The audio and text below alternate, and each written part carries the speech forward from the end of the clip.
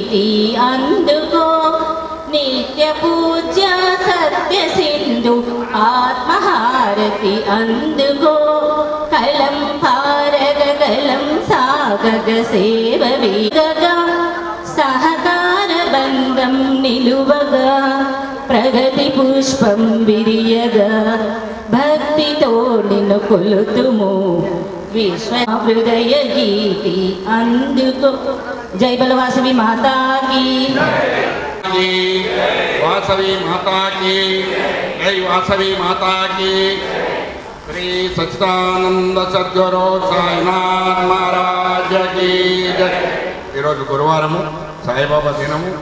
మనం ఈరోజు మనమందరం కూడా ఐక్య వేదికను మనం కావాలని కోరుకొని ఈ యొక్క సభా ప్రాంగణానికి అందరం వచ్చేసి మన యొక్క సభను ప్రారంభించటకు నన్ను ఈ యొక్క సభా అధ్యక్షుడిగా నన్ను నియమించినందుకు మారుతిరావు గారికి, మల్లికార్జున గారికి, పాండు గారికి, దయానందన్న గారికి, మిగతా మా తోటి సభ్యులందరికీ కూడా నా ధన్యవాదాలు తెలియజేసుకుంటున్నాను. ఎందుకంటే ఇక్కడికి వచ్చినంత వరకు కూడా ఇక్కడ పిలిచినంత వరకు కూడా నాకు ఈ సభాధ్యక్ష స్థానం ఇస్తారు అని చెప్పి నేను అనుకోలేదు. మొదలు అడిగితే అయ్యా వద్దు, పెద్దవాళ్ళు చాలామంది ఉన్నారు, వారికి ఇవ్వండి, నాకు వద్దు అని చెప్పి చెప్పాను. లేలే అట్లా కాదు, మీరే ఉండాలని చెప్పి మారుతిరావు గారు మమ్మలను దీనికి ఈ యొక్క సభాధ్యక్ష స్థానాన్ని మాకు ఇస్తున్నందుకు వారికి ప్రత్యేకంగా ధన్యవాదాలు తెలియజేసుకుంటున్నాం.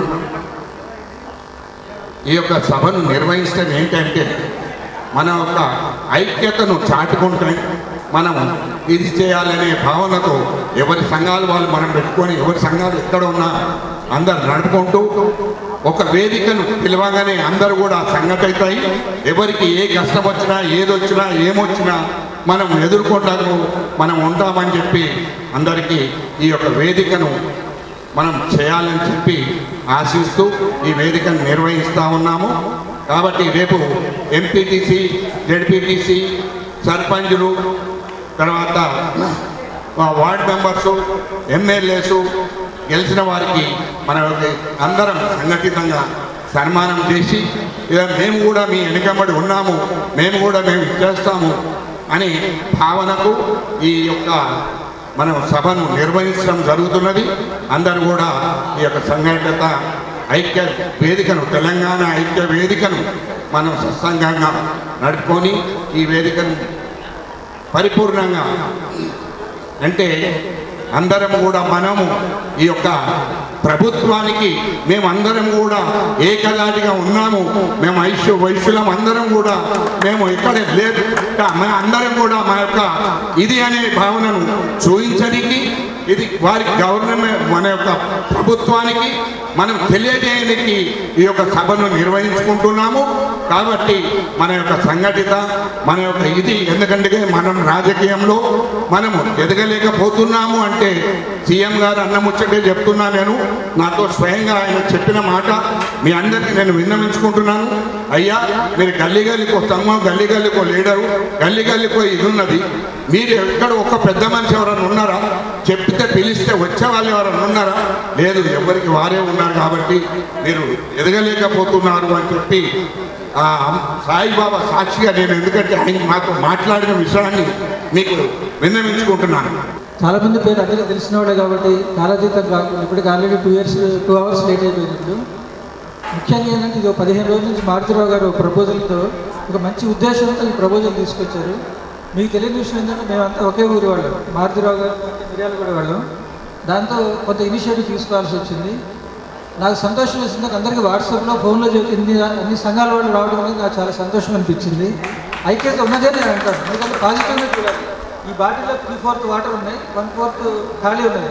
మనం ఖాళీ ఉన్నదని చెప్పాకంటే కూడా వాటర్ ఎక్కువనే చేస్తే అది పాజిటివ్ నేచర్ అవుతుంది. అది మనం నేర్చుకోవాలి ఫస్ట్. ప్రతి చోట ప్లస్ మైనస్ 2 ఉంటాయి. నా ఎక్స్పీరియన్స్తో నేను డిఫరెంట్ స్టేట్స్ తిరుగుతున్నప్పుడు నేను అనుభవించింది, నేను ఏం చేసిందంటే ఇది చేసినప్పుడు అందరికీ స్ఫూర్తి అవుతుంది. అట్లనే మన దగ్గర యూనిటీ ఉన్నది లేదని కాదు, కొంచెం దాన్ని కొంచెం ఇంటెన్సిఫై చేయాలి. ప్రాపర్గా మనం వాళ్ళని ట్రైనింగ్ ఇవ్వటం, ప్రాపర్గా మనం దాన్ని నేర్చుకున్నప్పుడు డెఫినెట్గా అది వస్తుంది. వాళ్ళు కూడా అర్థం చేసుకోలేదు. ల్యాబ్స్ అయినా కానీ దాన్ని మనం పాయింట్అవుట్ చేయొద్దు, స్టేజ్ మీద పాయింట్అవుట్ చేయొద్దు. పర్సనల్గా మాట్లాడుకొని సాల్వ్ చేసుకొని స్టేజ్ మీద మనం ఉందాకనే ఉన్నప్పుడు చాలా బాగుంటుంది. ఒక నలుగురు అన్నదమ్ములు నుండి రిజిస్ట్రేషన్ చేసుకుంటారు. ఫంక్షన్ ఉన్నప్పుడు అందరు కలిసి ఒక యూనిట్గా వచ్చినప్పుడు ఈ మంచి కుటుంబం అనే పేరు ఎట్లా వస్తుందో అన్ని సంఘాలు కూడా మనం అట్లా కలిసి ఉన్నప్పుడు డిఫరెంట్ ప్రభుత్వం మన దగ్గరికి వస్తుంది, మనం వాళ్ళ దగ్గరికి వెళ్ళాల్సిన అవసరం లేదు. అది డిఫరెంట్గా ఆ రోజు రావాలని ఆ కళ నెరవేరాలనే ఉద్దేశంతోనే ఈ చిన్న ప్రయత్నం. ఈ ప్రయత్నం డిఫరెంట్గా భారతీరావు గారు చాలా శ్రమకు వచ్చి ఎన్నోసార్లు నాకు ఫోన్ చేయడం, రామకృష్ణ గారికి ఫోన్ చేయడం, ఈ రీపుదిద్దుకోవడానికి ఒక 2 days 3 daysలో ఇదంతా జరగడం జరిగింది. But I'm very happy. నాకు చాలా సంతోషం ఉంది అన్ని సంఘాల నాయకులు ఇచ్చినందుకు. ఓన్లీ మన వాట్సాప్ ఫోన్లో ఎవరు కూడా పర్సనల్గా ఎవరు పిలవడానికి టైం లేకుండా అయిపోయింది.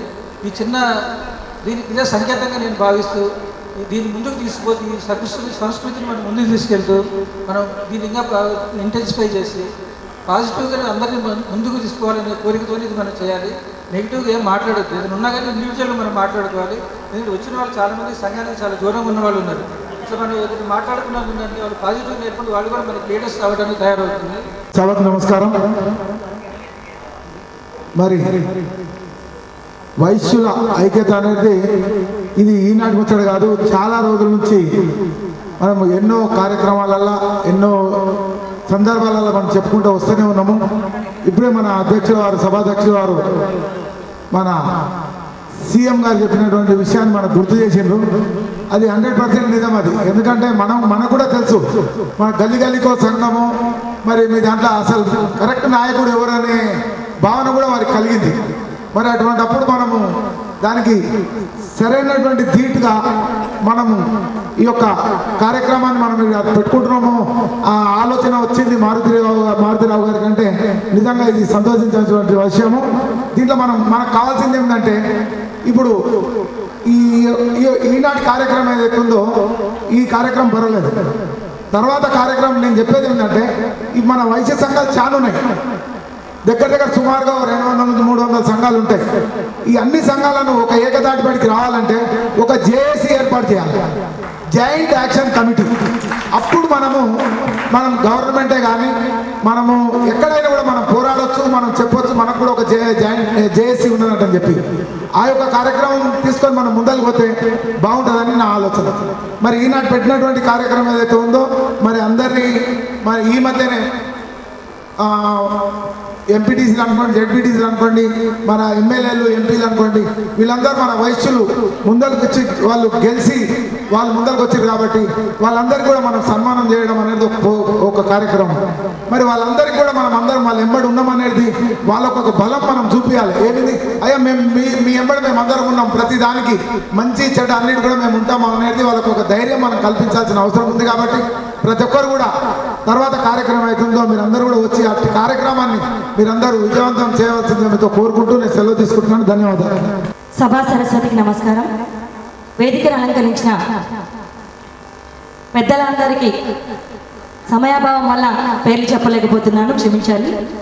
వేదికను అలంకరించిన పెద్దలందరికీ కూడా నమస్కారాలు తెలియజేస్తూ ఆర్యవైశ్య ఐక్య వేదిక గల్లీలో లీడర్స్ ఉన్నారని చెప్పి అన్ని ప్రభుత్వాలు భయపడుతున్నారంటే మనం లీడర్లను ఎక్కువన్నట్ట తక్కువన్నట్ట చెప్పండి దయచేసి.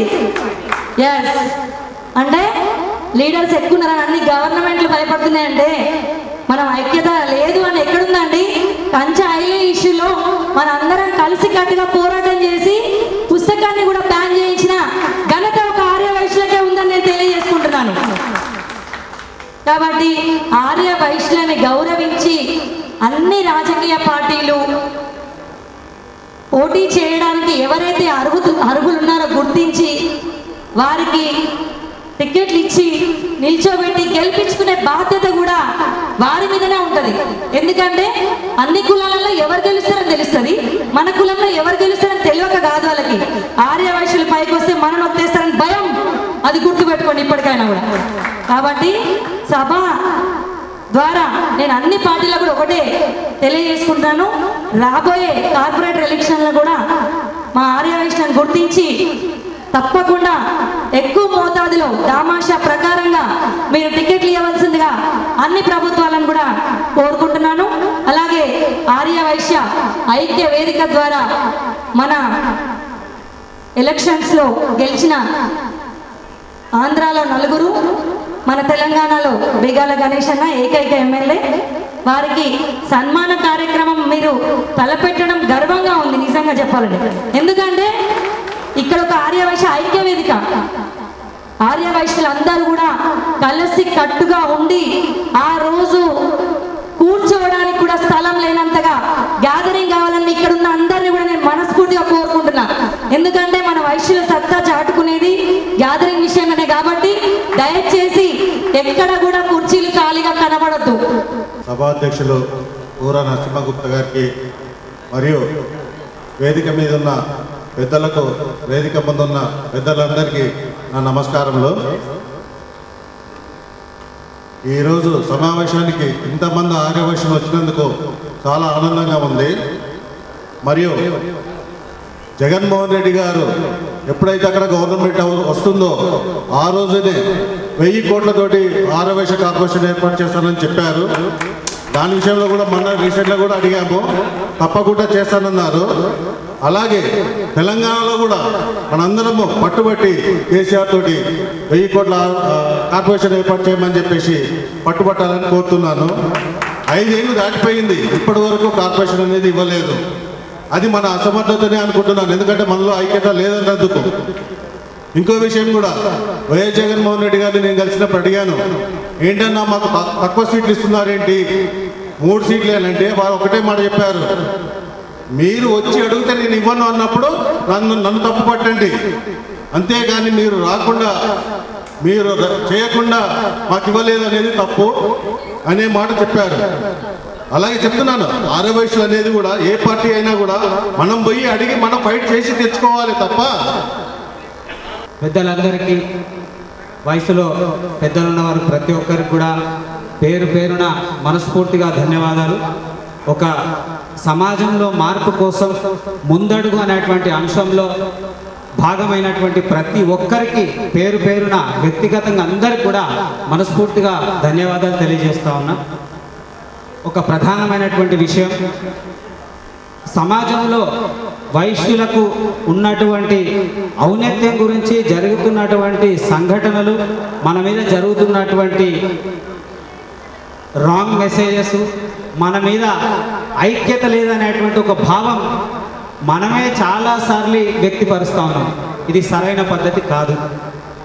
నిజంగా మన దగ్గర ఏ కుల సామాజిక వర్గంలో లేనటువంటి ఐక్యవత్యం ఒక ఆర్యవైశ్యుల్లో మాత్రమే ఉంది. చప్పట్లు కొడతారా, నన్ను దెబ్బలు కొడతారా? దెబ్బలు కొడతా అంటే పోయేటప్పుడు నేను నిలబడతా, ఈప్లో కొట్టుకుంటూ పోండి. గట్టి ఒక్కసారి చప్పట్లు కొట్టండి.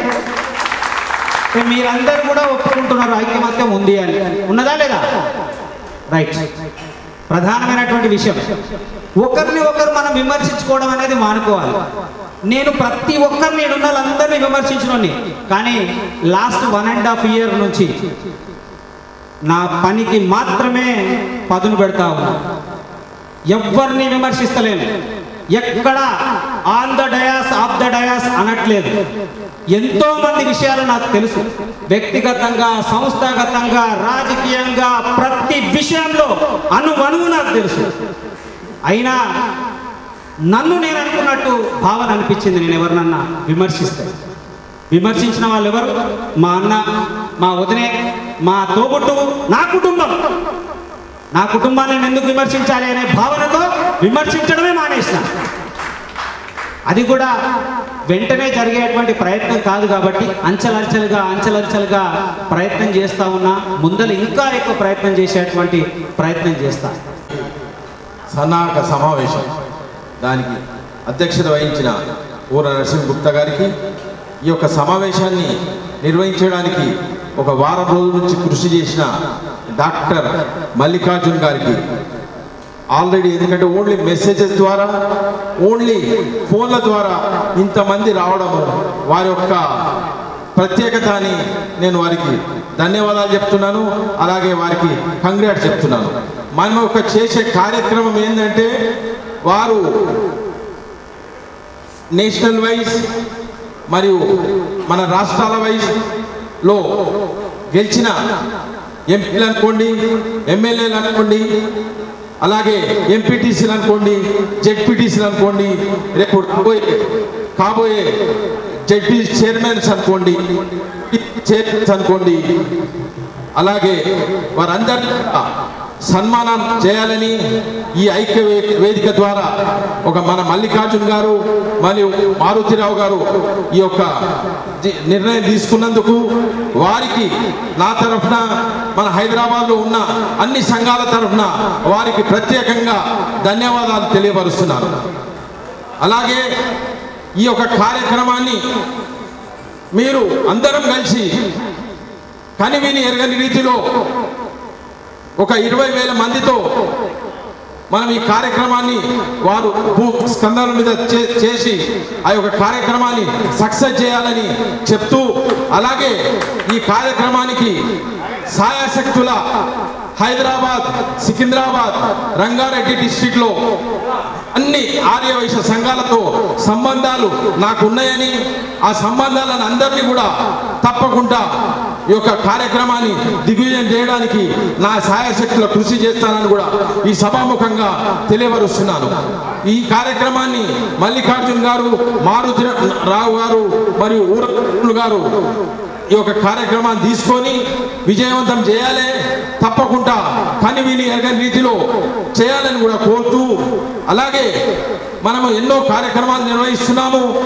వాసవి సేవా కేంద్రం అనుకోండి, వాసవి హాస్పిటల్ అనుకోండి, వాసవి క్లబ్స్ ఇంటర్నేషనల్ అనుకోండి, వాసవి హైదరాబాద్ వాసవి క్లబ్ అనుకోండి, హైదరాబాద్ పట్టణ ఆర్యవైశ్య సంఘం అనుకోండి, అలాగే వాసవి క్లబ్స్ మరియు Hyderabad Vysya youth association, Secunderabad Aryavysya club, ఇవన్నీ ఆర్గనైజేషన్స్ సంబంధాలు ఉన్నాయి.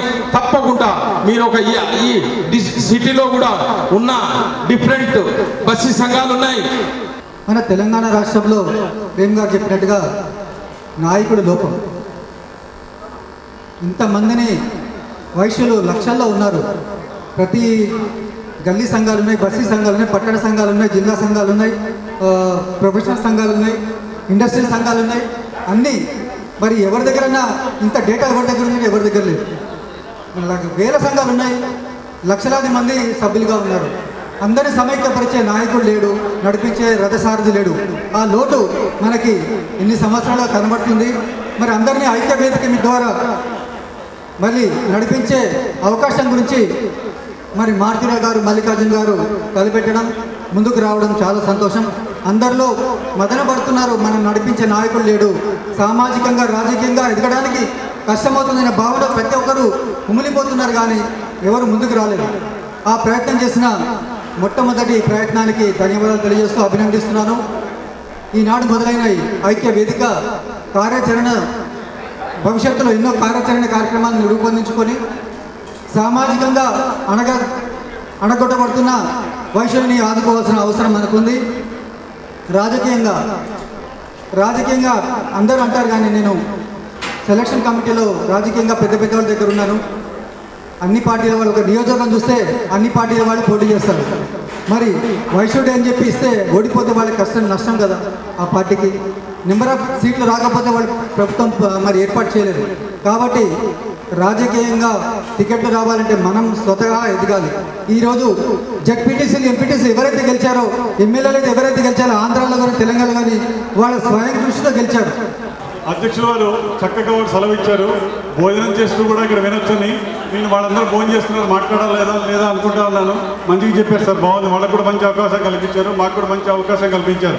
నేను ఒక 3 పాయింట్స్ చెప్తానండి. మనకి ఇక్కడ ఉన్న వాళ్ళలో మన వైశ్యులు మన జరిగిన ఎలక్షన్స్లో ఎంతమంది నిల్చున్నారో తెలుసా? ఎలక్షన్స్లో ఎమ్మెల్యేలుగా నిల్చున్న వాళ్ళు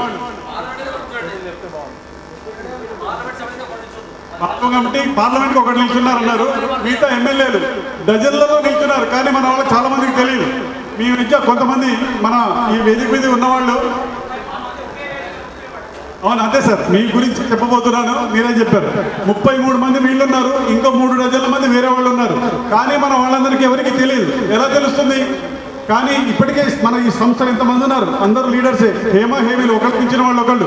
నేను 30 సంవత్సరాల కింద అవపాలో చేరినప్పుడు, మన వైశ్య సంస్థలో చేరినప్పుడు ఇలాంటి వాళ్ళు స్టేజ్ మీద 3 ఉండేవారు, 6-5 ఉండేవారు.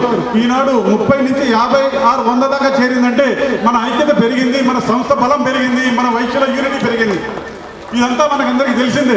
అవతల వాళ్ళు మాత్రం చెప్పుకుంటారు, ఏమంటారంటే మీలో యూనిటీ లేదని. వాళ్ళు మన మీద అలాంటి ఎంప్లాయీ క్రియేట్ చేయాలని మాట్లాడతారు అంతే కానీ మనకు అలాంటిది ఏం లేదండి. యూనిటీ బ్రహ్మాండంగా ఉంది. ఇంకా నేను ఈ ఎలక్షన్లో చూసినప్పుడు అండి, మనం ఒక SMS పంపిస్తే వీళ్ళు మన వైశ్యులని చాలామంది మన అడిగారు, వీళ్ళు వైశ్యుల మన వాళ్ళు నిలబడ్డారని. వాళ్ళంతా వాళ్ళే క్యాన్వాస్ చేస్తూ పోయారు.